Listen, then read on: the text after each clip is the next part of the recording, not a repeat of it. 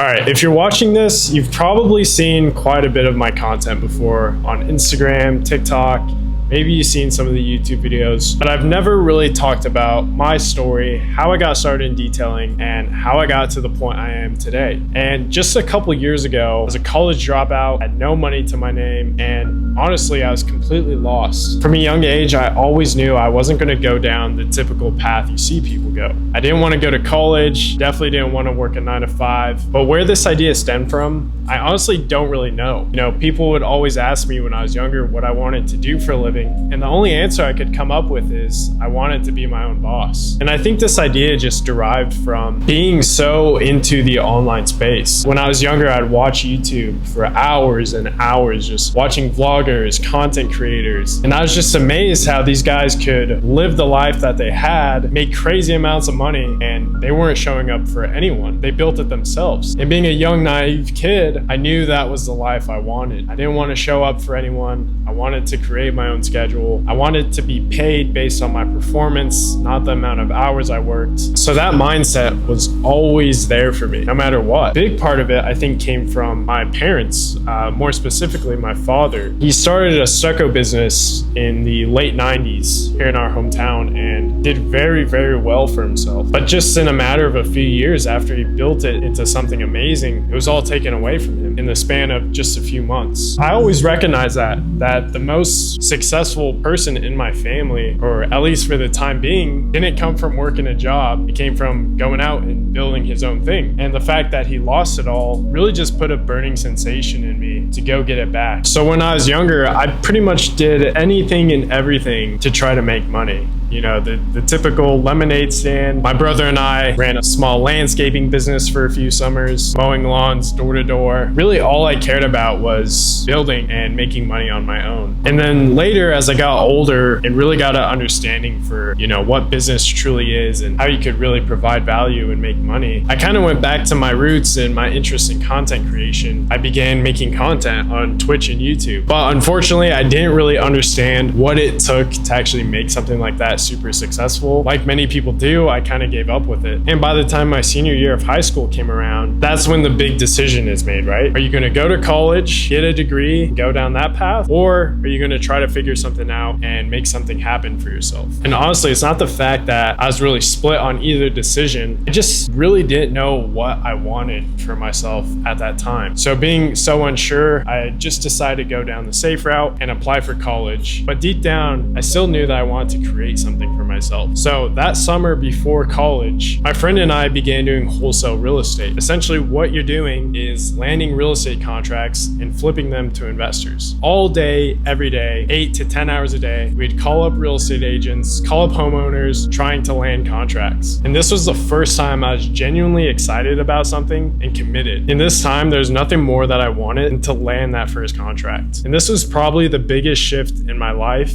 and business. This was the first time I really understood what it was going to take to be successful. And I'm honestly so blessed that I decided to do this summer. It taught me so much. I learned how to face rejection. I learned how to communicate with people. I learned how to sell in some way. It really just built my confidence up like crazy. College came around and I still hadn't made enough money to really prove the point and justify staying home. So I ended up going to college. I'd skip class to sit in my dorm all day and call up real estate agents and homeowners still trying to land more contracts. I went to class once. I knew from that one time sitting down listening to that professor that it was complete bullshit. So the semester came to an end. I obviously didn't renew my stay. I had to drive back home, pretty much starting from zero again. But this time I had a complete different mindset. I now knew the amount of work it would take to break through that initial threshold, and I was more confident than ever to go out and actually build something real. Now, why did I start detailing? Why did that business model come about? What made me go for that instead of continuing wholesale or jumping into the big online businesses that we all see? And honestly, I can't lie, it was one Instagram reel that made me go down this path. I watched a video of this successful entrepreneur talking about how he has a detailer come out to clean his supercars once every few months. He was saying my detailer only makes $600 a year from me because he only comes out when I ask him to. Instead, I wish he just offered me a maintenance plan to pay him $100 a month to clean all my cars. And that video right there sparked the entire thing. I knew that this was a business model that I can make successful. I love cars, and there's a huge gap in my market as well. I didn't just jump into this business model blind. So with the few $100s I had left from college, I went out and bought a complete detailing setup the very next day. I got the basics. I got a pressure washer, a nice vacuum, got some chemicals, and I started outreach the very same day. And to be honest, I had no clue what I was doing, but I knew if I just put the hours in, I knew if I talked to as many people as possible, let as many people as possible know about my business, it was gonna catch on. So that's what I did. I started with friends and family. I filmed tons and tons of content. I pushed them to refer me to everyone they knew. And most importantly, I delivered with every single job. I remember in the beginning, some jobs would take me 5, 6, 7 hours just to do a regular full detail. But for some reason, unlike all the business models I had tried previously, I had a true passion for this. This is the first time I was doing something that involved business and making money that actually made sense for me. I don't know if it just had to do with my love for cars or the ability to talk and meet new people every single day, but I loved it and I couldn't get enough of it. All I wanted to do, grow this business as much as possible. I didn't even care how much money I was making. I constantly put myself in the most positions possible to become as lucky as possible. Now, what do I mean by that? So what does luck look like to the average person? Maybe you find 20 bucks on the floor. Maybe your parlay hits on your sports gambling. Maybe you get 2 orders on your DoorDash. I don't know. But for me, luck looked like putting myself in the right positions at the right time with the right people. So that's exactly what I did. I set out to provide the most amount of value to all the correct people in my market. So I went crazy in the Instagram DMs and I messaged every single successful entrepreneur that I knew of in my market that I could provide value for, obviously in the form of a detail. And that move alone allowed me to take over the payments on a detail van from a detailing company that was going out of business. And if it wasn't for sending a simple DM asking an entrepreneur to detail his cars for free for Instagram content,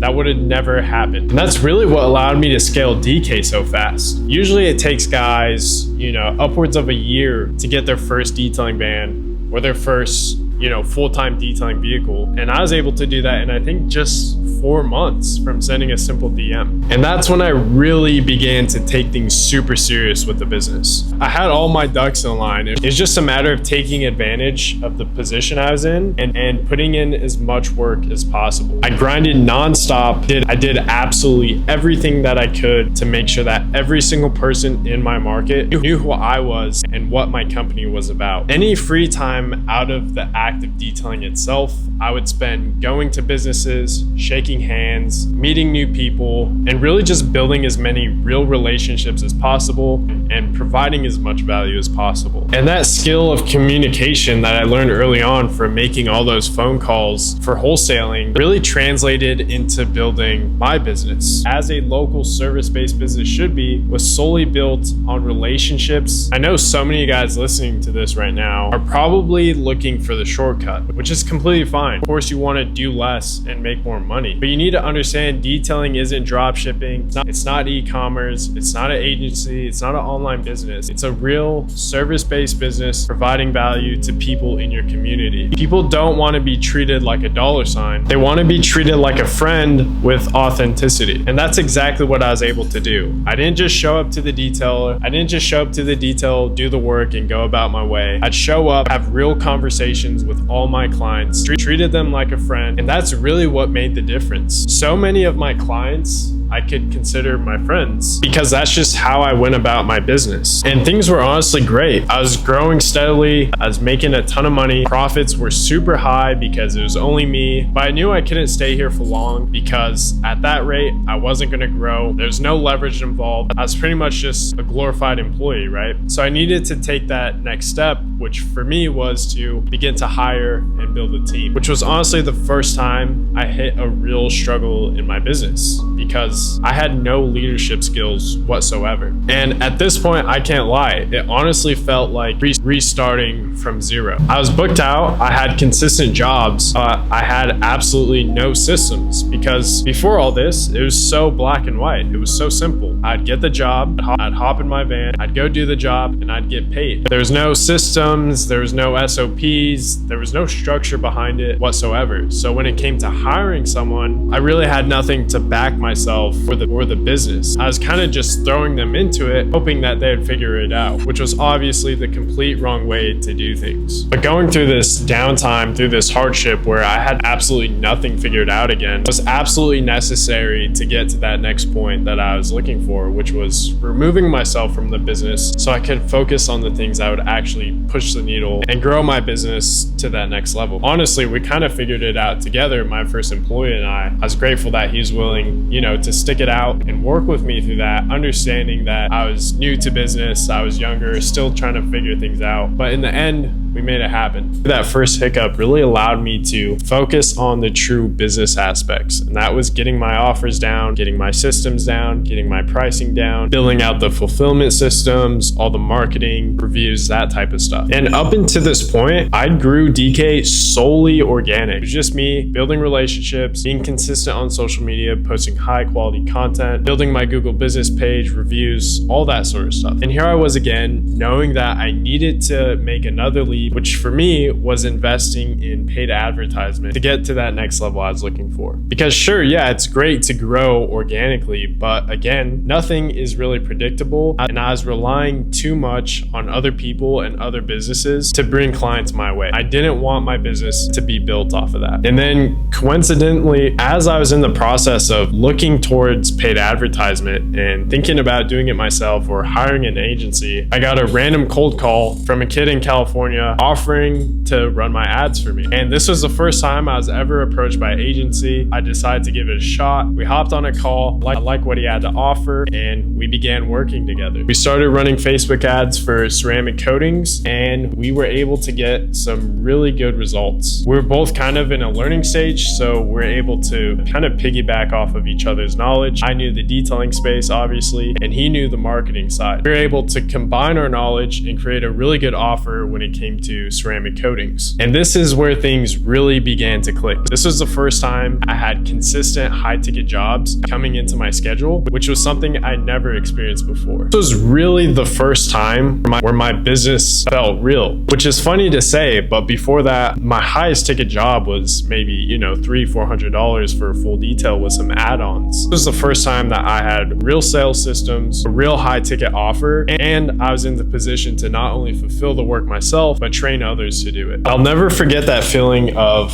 first landing a high ticket job and then two, having it fulfilled by a team member. I couldn't believe that I was able to make $1,500 plus with maybe 30 minutes to an hour of work. That's really when you take your business from a side hustle to an actual company. So at this point, I had the recipe for success. It was just a matter of repeated actions that already worked that would scale me to the next level. So we continue working together, continue pushing more ads, making better ads, spending more money on the ads, and really dialing in our sales system. And those few simple systems was solely what allowed me to scale from that 10K mark where it's just me, one employee, one van, really relying on organic outreach and social media to getting to that 35K a month plus mark. It wasn't any of the courses that I bought that got me here. It was solely just through working with the right people, putting myself in the right places at the right time, and just true, genuine trial and error. So if you're watching this video and you're in that grind right now with your detail business, just realize that 90% of it is just going to be showing up every single day, regardless of expectations, regardless of the result you're going to get at the end of the day, and continuing to push every single day, because eventually you're going to hit that threshold, you're going to see a breakthrough. Start putting yourself in positions to get more lucky and surround yourself with the right people. I know there's so much information floating around online about how to scale a detail business, and that's the sole reason why Cyrus and I decided to start Detail Vice. Because we've been there before. We bought the courses, we put our faith in people who we thought had the answers, but it's just a big scheme. So we had to figure it out ourselves, just through putting in the time and effort to figure out what actually works. So I hope you guys enjoyed this story, a little look into my life, like how I got started in detailing, how I was able to scale. If you're actually serious about taking your detail business to get to that point that you envision why you started in the first place, no one's gonna say this, no one's gonna offer you this. Just shoot me a DM on Instagram at DKMobileWash. Just say the word story so I know which video you're coming from, and we can have a chat. I'd be more than happy to help you out with your business, answer any questions you have about detailing, business in general. There's nothing more I enjoy than helping you guys out, so feel free to reach out.